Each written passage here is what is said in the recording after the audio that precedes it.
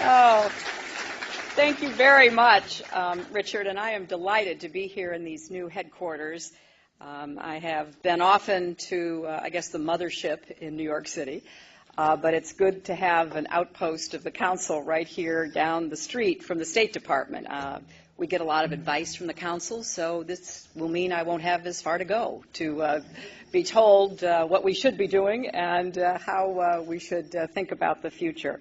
I mean, Richard just gave what could be described as a mini version of my remarks in talking about the issues that confront us. But I look out at this audience filled with not only many friends and colleagues, but people who have served in prior administrations. And so there is never a time when the inbox is not full. Shortly before I started at the State Department, a former Secretary of State called me with this advice: don't try to do too much. And it seemed like a wise admonition if only it were possible. But the international agenda today is unforgiving.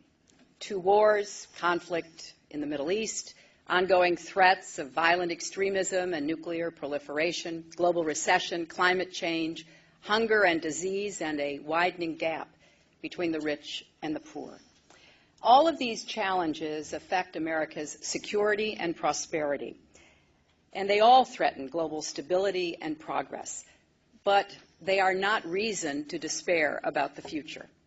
The same forces that compound our problems, economic interdependence, open borders, and the speedy movement of information, capital, goods, services, and people, are also part of the solution. And with more states facing common challenges, we have the chance and a profound responsibility to exercise American leadership to solve problems in concert with others. That is the heart of America's mission in the world today.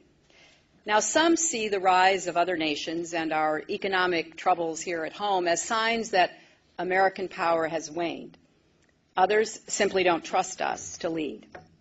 They view America as an unaccountable power, too quick to impose its will at the expense of their interests and our principles. But they are wrong. The question is not whether our nation can or should lead, but how it will lead in the 21st century. Rigid ideologies and old formulas don't apply.